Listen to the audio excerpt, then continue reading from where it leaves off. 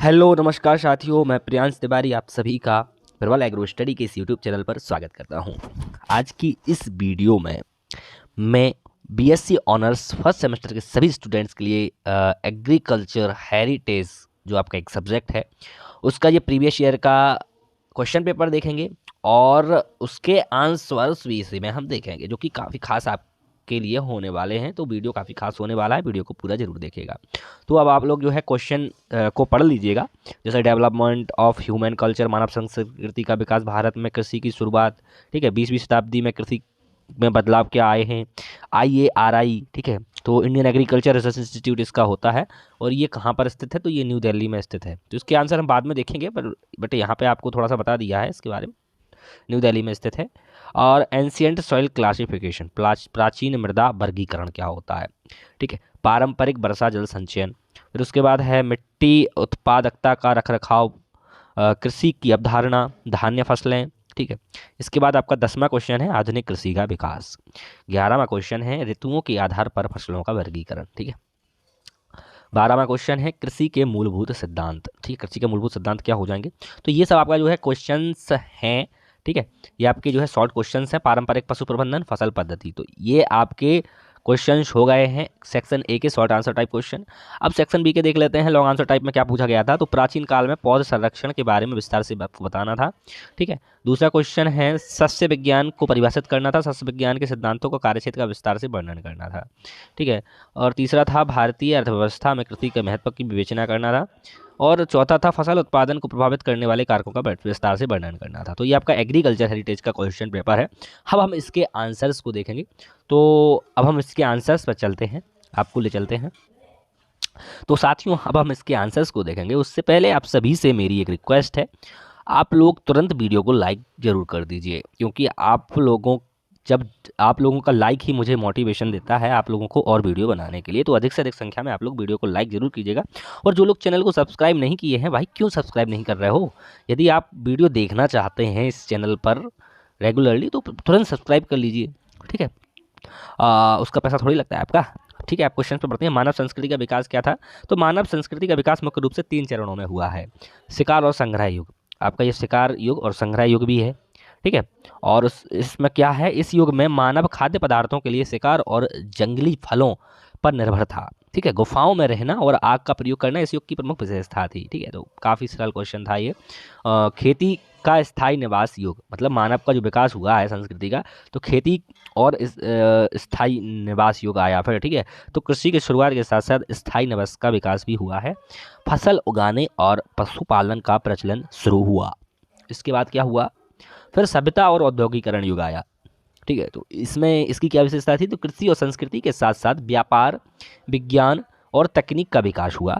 संगठित समाज और संस्थाओं का भी उदय हुआ, ठीक है। तो ये काफ़ी सरल भाषा में लिखा गया है कि आपको तुरंत समझ में आ जाए। तो आशा करता हूँ पहला क्वेश्चन आपको बहुत अच्छे से समझ में आया होगा।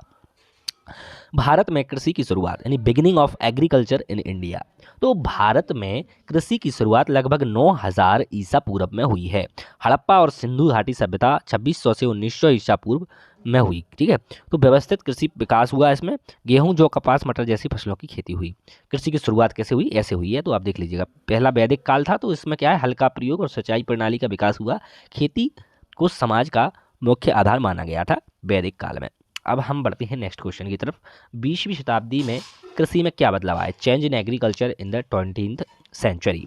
तो हरित क्रांति जो आई वो आपकी 1960 में आई। तो हरित क्रांति जो है बहुत अधिक बदलाव आया है कृषि में। किससे आया है? हरित क्रांति के कारण आया है। ये कब? 1960 में समथिंग आई थी। अधिक उत्पादन देने वाली फसलें, हम एक बात और याद रखिएगा, हमारे भारत में 1966 में हरित क्रांति आई थी। वो भी कहाँ आई थी मुख्यतः? तो पंजाब हरियाणा में आई थी। पंजाब हरियाणा और यूपी का जो है, जो पश्चिमी क्षेत्र है, पश्चिमी यूपी में आया था, ठीक है। तो जो हरियाणा से लगा हुआ क्षेत्र है पश्चिमी, उसमें जो है, और ये हरित क्रांति जो है ये गेहूं और धान मुख्य इसकी फसलें थी, इस पर जोर दिया गया, गेहूं और धान। तो ये एक्स्ट्रा पॉइंट है भाई, इसको बता रहा हूँ। तो अधिक उत्पादन वाली फसलों किस्मों का भी उपयोग इसमें हुआ। रासायनिक खाद और कीटनाशकों को यहाँ पे बढ़ावा मिला। सिंचाई प्रणाली का विकास कैसे हुआ, तो नहरों और जलाशयों का निर्माण हुआ। यंत्रीकरण क्या हुआ, तो ट्रैक्टर, हार्वेस्टर और अन्य कृषि उपकरणों का भी उपयोग किया जाने लगा। वैज्ञानिक अनुसंधान भी होने लगे, मतलब ICAR और अन्य संस्थानों की स्थापना हुई। ठीक है, उर्वरकों और रोग प्रतिरोधक फसलों का विकास। अब यहाँ पे ICAR दिया है, तो ICAR का फुल फॉर्म क्या होता है ये आपसे पूछ सकता है। जब से IAR पूछा गया है, IARI पूछा गया, तो ICAR भी पूछ सकता है। तो ICAR का हो जाएगा, आप लिख लीजिएगा कहीं पे, इंडियन काउंसिल, लिख लीजिएगा, ये जरूर लिख लीजिएगा, बहुत इंपॉर्टेंट है। ICAR, Indian council of agricultural research. ठीक है, एग्रीकल्चरल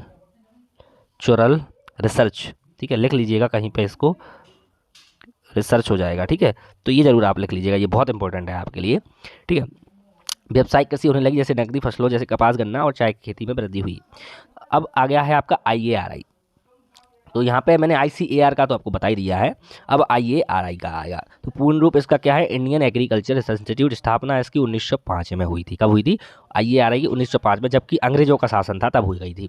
ठीक है, स्थान इसका क्या था, नई दिल्ली है स्थान। अभी वर्तमान में भी यह नई दिल्ली में है, पहले ये जो है पूसा बिहार में था, उसको स्थानांतरित करके अब दिल्ली में कर दिया है। तो ये आपको बेसिक नॉलेज है, तो पता रहना चाहिए। भारत में हरित क्रांति के लिए मुख्य अनुसंधान केंद्र है। नई फसल किस्मों और उन्नत कृषि तकनीकों का विकास हुआ। किसानों को वैज्ञानिक तरीके से सिखाने में योगदान है। ठीक है, तो ये काफ़ी सरल लैंग्वेज में है, तो आप एक बार पढ़ेंगे तो ही आपका जो है हो जाएगा याद। प्राचीन मृदा वर्गीकरण, एंशियंट सॉइल क्लासिफिकेशन क्या है, तो ऋग्वेद और वैदिक काल मृदा को काली, लाल और पीली मिट्टी के आधार पर वर्गीकृत किया गया है। किस पे किया गया है, काली, लाल और पीली मृदा के आधार पर मृदा को हमने वर्गीकृत किया है। तो कौटिल्य के अर्थशास्त्र कहता है मृदा को उपजाऊ और अनुपजाऊ मृदा का वर्गीकरण किया है। संस्कृत ग्रंथ मृदा को बलुई, दोमट, चिकनी और वर्गीकृत किया गया है। तो ये वर्गीकरण मृदा का है, तो प्राचीन मृदा का वर्गीकरण इस रूप से हो जाएगा। क्षेत्रीय वर्गीकरण, तो बंगाल, ये आप पढ़ लीजिएगा एक बार। ठीक है, आप चाहें तो वीडियो को स्टॉप करके इतना आप पढ़ सकते हैं एक बार, देखिए मैंने आपको बता दिया है। ठीक है, अब हम चलते हैं अपना नेक्स्ट पे। पारंपरिक वर्षा जल संचयन, tradition rain water harvesting, most important question आपका रहेगा। तो पारंपरिक तरीके से हम जो है कैसे जो वर्षा का जल होता है उसको कैसे हम रेन वाटर को हार्वेस्ट करते हैं, मतलब उसका संचयन करते हैं। तो कुंड है, मतलब राजस्थान में छोटे जो तालाब होते हैं उसे हम कुंड बोलते हैं, तो कुंड हो जाएगा। जोहड़, मतलब हरियाणा और राजस्थान में जल संरक्षण जोहड़ के कारण होता है। आहर पाइन, मतलब बिहार में नहर आधारित प्रणाली होती है, आहर पाइन बोलते हैं। बावड़ी, गहरे कुएं जो पानी संग्रहित करते हैं। जिंग, लद्दाख में बर्फ पिघलाकर पानी एकत्रित करते हैं, उसे जिंग बोलते हैं। ये प्रणाली सूखा और पानी की कमी को निपटने में बहुत सहायक थी। तो पहले के समय के जो लोग थे वो इस चीज़ से बहुत अवेयर थे, बहुत जागरूक थे कि अगर सूखा पड़ती है तो हम क्या करेंगे, तो वर्षा जल का संचयन करते थे। तो मिट्टी, अगला क्वेश्चन है सातवां, कि मिट्टी की उत्पादकता का रख रखाव, मेंटेनेंस ऑफ सॉइल प्रोडक्टिविटी। तो जैविक खाद का उपयोग, गोबर, हरी खाद और खाद पत्ती। ठीक है, तो ये है मिट्टी में उत्पादकता का रख रखाव करने के लिए ये सब करते हैं, तो पढ़िएगा एक बार ध्यान से, इंपॉर्टेंट है। जैविक खाद का उपयोग गोबर, हरी खाद और हरी खाद पत्ती का उपयोग करते हैं। फसल चक्र, क्रॉप रोटेशन का उपयोग करते हैं। मृदा में उर्वर बनाए रखने के लिए फसलों में का परिवर्तन करते हैं। जीवाणु खाद, बायो फर्टिलाइजर, राइजोबियम एजोटोबैक्टर का प्रयोग करते हैं। जैव विविधता का संरक्षण, भूमि कटाव को रोकते हैं। ठीक है, कृषि अपशिष्ट प्रबंधन, फसल अवशेषों का पुनः उपयोग। ठीक है, फसल अवशेषों का पुनः उपयोग। ठीक है, कृषि अपशिष्ट प्रबंधन, जो अवशेष बचते हैं फसल का उसका पुनः उपयोग आप खाद के रूप में कर सकते हैं। कृषि की अवधारणा क्या है, कंसेप्ट ऑफ एग्रीकल्चर क्या है, तो कृषि की परिभाषा आप देख लीजिए, पौधों और पशुओं को उगाने और उनकी देखभाल करने की प्रक्रिया है। देखिए पशुओं को हम उगाते नहीं हैं, पौधों के लिए उगाना और देखभाल करना पशुओं की, ठीक है, के लिए इस्तेमाल हुआ है शब्द। तो यह पौधों और पशुओं को उगाने और उनकी देखभाल करने की प्रक्रिया है। ठीक है, इसके प्रमुख घटक क्या हैं, कृषि की जो अवधारणा है उसके प्रमुख घटक कौन से हैं, तो प्रमुख घटक हो जाएंगे आपके फसल उत्पादन, मतलब अनाज, फल और सब्जियां। ठीक है, पशुपालन क्या है, दूध, मांस और ऊन उत्पादन। मत्स्य पालन क्या है, तो मछलियों की खेती करना। ठीक है, ये सब आपके जो है प्रमुख घटक हो जाएंगे इसके कृषि उत्पादन के, जो आपके कृषि की अवधारणा है उसमें। अब हम धान्य फसलें देख लेते हैं जिनको हम सीरियल क्रॉप्स बोलते हैं। धान्य फसलें वे फसलें हैं जिनसे मुख्य रूप से अनाज प्राप्त होता है और जो भोजन के रूप में भी उपयोग की जाती हैं। तो धान्य फसलें कौन कौन सी होती हैं? आपसे डायरेक्टली सीरियल क्रॉप्स लिख के या धान्य फसलें लिख के क्वेश्चन पूछा गया था, आपको उस पर लिखना था। तो ये तो आप लिख सकते हैं धान फसलें क्या होती हैं, ये तो मैंने बता दिया है आपको। अब इसके उदाहरण की बात आती है तो धान, गेहूँ, जौ, मक्का, बाजरा। इसके बारे में मैंने यहाँ पे जो है कमेंट भी, मतलब कमेंट बोले तो इसकी टिप्पणी भी लिखी है कि सबसे प्रमुख खाद्यान्न फसल है जो अधिकतर सिंचित क्षेत्रों में उगाई जाती है। रबी फसल है गेहूँ, और ठंडे मौसम में उगाई जाती है। जो है सूखे क्षेत्रों में उगाई जा सकती है। मक्का जो है खाद्य और चारा दोनों के लिए उपयोगी हो सकती है। बाजरा सूखा प्रतिरोधी और पोषक तत्वों से भरपूर होती है। इसका महत्व क्या है? ऊर्जा का मुख्य स्रोत है और कार्बोहाइड्रेट, प्रोटीन का और खनिज भी प्राप्त करते हैं ये जो होते हैं सीरियल्स, धान्य फसलें, और वैश्विक और राष्ट्रीय खाद्य सुरक्षा का आधार है। आधुनिक कृषि का विकास कैसे हुआ? एवोल्यूशन ऑफ मॉडर्न एग्रीकल्चर कैसे हुआ? प्रमुख चरण है तो पहले पारंपरिक कृषि हुई। तो पारंपरिक कृषि मतलब ट्रेडिशनल एग्रीकल्चर बोलते हैं। तो हाथ और औजारों के पारंपरिक तकनीकों का उपयोग इसमें किया गया था। फिर आई वैज्ञानिक कृषि। तो वैज्ञानिक कृषि मतलब साइंटिफिक एग्रीकल्चर। तो उन्नत किस्मों, रासायनिक खादों और कीटनाशकों का इसमें प्रयोग प्रारंभ कर दिया गया जिससे कि उत्पादन बढ़ने लगा। फिर आई आपकी हरित क्रांति जो कि 1960 में आई और हमारे भारत में 1966 में आई थी, ये आपको याद रखना है। और हरित क्रांति के जो जनक हैं, एक बार और थोड़ा सा 1 मिनट लगेगा, विश्व में जो है वो आपके N.E. बोरलॉग हैं, ठीक है, N.E. बोरलॉग हैं, ठीक है, बोरलॉग हैं। और हमारे भारत में जो है वो आपके स्वामीनाथन थे, ठीक है, MS स्वामीनाथन से आप लोग याद रखेंगे, स्वामीनाथन थे। तो अभी पिछले साल ही उनका जो है निधन हो गया था, ठीक है। तो हरित क्रांति के हो गया है। तो हरित क्रांति में क्या हुआ? तो उच्च उत्पादन का हमने विकास किया और उर्वरक और सिंचाई तकनीकों में सुधार किया। तो आधुनिक तकनीकी कृषि क्या है? सटीक कृषि, प्रिसीजन फार्मिंग, मतलब जैव प्रौद्योगिकी और कृत्रिम बुद्धिमत्ता का इसमें उपयोग किया जाने लगा। कृत्रिम बुद्धिमत्ता क्या? AI का इस्तेमाल इसमें किया जाने लगा। AI मतलब आर्टिफिशियल इंटेलिजेंस का इसमें इस्तेमाल किया जाने लगा। इसका देखिए कुछ यहाँ पर उदाहरण दिए गए। ड्रोन, सेंसर, GPS आधारित प्रणाली, मतलब सेंसर के माध्यम से जो है हमने AI का उपयोग इसमें शुरू किया है जो कि काफ़ी ज़्यादा मदद दे रहा है। इसका महत्व क्या है? उत्पादन और उत्पादकता में वृद्धि, भोजन की कमी को दूर करना, वैश्विक कृषि बाजारों में प्रतिस्पर्धा, ठीक है। अब हम पढ़ते हैं अगले पे। तो ऋतुओं के आधार पर पशुओं का वर्गीकरण, मतलब crop classification based on growing season, ठीक है। तो खरीफ फसलें देखिए तो आपकी जो खरीफ फसलें हो जाएंगी ऋतु के आधार पे। जून जुलाई में, जून से अक्टूबर में उगाई जाती है, मतलब जून जुलाई में इसको हम बोते हैं और अक्टूबर नवंबर में काट लेते हैं। धान, मक्का, बाजरा, मूंगफली इसकी वो हो जाएंगे उदाहरण। रबी फसलें देख लीजिए, सर्दियों में उगाते हैं अक्टूबर से मार्च, मतलब मार्च अप्रैल में काट लेते हैं, अक्टूबर नवंबर में उगाते हैं। उदाहरण गेहूँ, जौ, सरसों, चना हो जाएगा। जायद की फसलें कौन सी होती हैं? तो इसका जो वर्गीकरण हो गया है हमारा, गर्मी के मौसम मार्च जून में उगाई जाती हैं। उदाहरण ककड़ी, खरबूजा, तरबूज, ठीक है। इसमें और भी लिख सकते हो जैसे करेला है। तो ये जो भी आपके जो है कुकुरबिटेसस फैमिली होती है, मोस्टली उगाए जाते हैं। कृषि के मूलभूत संसाधन क्या है? Basic resources of agriculture. तो पहला तो मिट्टी, सॉइल है, ठीक है, फसलों की जड़ों को सहारा और पोषण प्रदान करता है। ये जल है, सिंचाई के लिए आवश्यक है। बीज है, अच्छी उपज के लिए गुणवत्ता वाले बीज बहुत महत्वपूर्ण होते हैं। तो ये बेसिक चीज़ें हैं। तो आप एक बार सुन लीजिएगा, मैं बोल रहा हूँ, और एक बार पढ़ लीजिएगा तो आपको याद हो जाएगी। श्रम और पूंजी, लेबर एंड कैपिटल क्या है? तो मानव श्रम और आर्थिक संसाधन भी आपके जो है जरूरी होते हैं। प्रौद्योगिकी, टेक्नोलॉजी, कृषि उपकरण, यंत्रीकरण और नई तकनीकों का उपयोग इसमें किया जाता है, ठीक है। अब हम बढ़ते हैं अपना जो है इसका महत्व है। इन संसाधनों का संतुलित और उचित उपयोग उत्पादन और उत्पादकता में सुधार करता है। पारंपरिक पशु प्रबंधन, ट्रेडिशनल एनिमल मैनेजमेंट क्या है? तो प्रमुख विधियां इसकी क्या है पारंपरिक पशु प्रबंधन की? तो देख लीजिए यहाँ पे क्या है। तो पशुओं के चारागाह प्रबंधन होना चाहिए। चारागाह मतलब उनके लिए जो है ग्रासलैंड होना चाहिए और फॉडर होना चाहिए उनको खाने के लिए, ठीक है। तो पशुओं के लिए प्राकृतिक चारागाह का उपयोग करना चाहिए। पारंपरिक आवास क्या है? मवेशियों को सर्दी और गर्मी से बचाने के लिए मिट्टी या लकड़ी का शेड होना चाहिए, मतलब उनको ठंड से और गर्मी से बचाने के लिए उनको एक बोल सकते हैं कि घर होना चाहिए। खाद प्रबंधन, तो खाद प्रबंधन क्या होता है? तो गोबर का उपयोग खेतों में उर्वरक के रूप में करते हैं। गोबर का उपयोग किस लिए करते हैं?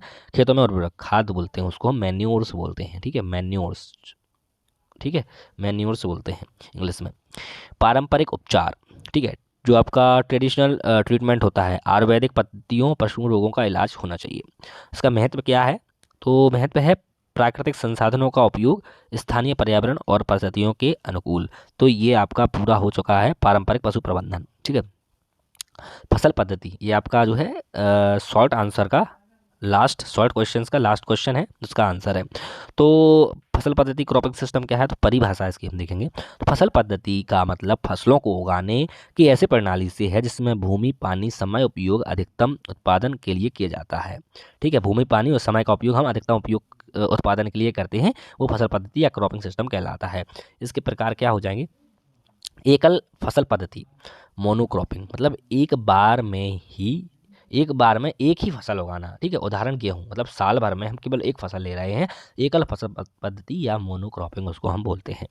सेकंड है फसल चक्र, मतलब क्रॉप रोटेशन, विभिन्न फसलों को समय समय पर उगाना। उदाहरण क्या है इसके लिए, तो गेहूँ और गेहूँ के बाद दलहन, तो ये फसल चक्र होता है। इससे फसल चक्र से क्या होता है कि हमारा जो है खेत होता है उसमें उसको मिट्टी जो होती है उस पर उसके अनुकूल होता है और उस पर बुरा प्रभाव नहीं पड़ता है, तो वो आपका फसल चक्र होता है। मिट्टी फसल पद्धति क्या है, मिक्स्ड क्रॉपिंग, सॉरी मिट्टी नहीं मिश्रित है, मिश्रित फसल पद्धति मिक्स्ड क्रॉपिंग, एक ही खेत में दो या दो से अधिक फसलें उगाना ही आपका मिश्रित कहलाता है। जैसे कि उदाहरण के लिए मक्का और मूंगफली, तो मान के चलिए ये कोई खेत है, इसमें इसी खेत में ये मूंगफली की दो वो पंक्ति बोई गई हैं और दो पंक्ति यहाँ पे उसकी बो रही हैं मक्का की। ठीक है, तो ये क्या हो गया, ये आपकी मिक्स्ड फार्मिंग हो जाएगी। सह फसली सॉरी मिक्स्ड क्रॉपिंग हो जाएगा, मिक्स्ड फार्मिंग नहीं मिक्स्ड क्रॉपिंग होता है। सह फसली पद्धति क्या है, इंटरक्रॉपिंग इसको हम बोलते हैं। तो मुख्य फसल के साथ सहायक फसल है, उदाहरण गन्ना और धनिया। ठीक है, तो वो सह फसल या इंटरक्रॉपिंग कहलाता है। महत्व क्या है इसका, तो इसका है भूमि और संसाधनों का कुशल उपयोग कर सकते हैं, इसके द्वारा हम मिट्टी की उर्वरता बनाए रखते हैं, किसानों की आय में वृद्धि हो सकती है। तो ये आपकी कुछ महत्वपूर्ण क्वेश्चंस थे। तो आप लोगों को कमेंट करके ज़रूर बताना है कि कैसा लगा आपको वीडियो। ठीक है, तब तक की मिलते हैं हम अगली वीडियो में, तब तक के लिए बाय। आप लोग अपना ख्याल रखिएगा, धन्यवाद।